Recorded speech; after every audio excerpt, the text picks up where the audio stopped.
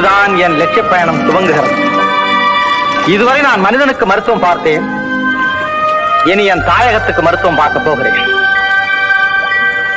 நாம் இந்த கொடுமைகளிலிருந்து விடுபட வேண்டும் என்றால் நம் தாயகம் அந்த கொடுங்கோலன் சர்வாதிகாரிடமிருந்து முதலில் விடுதலை பெற வேண்டும்.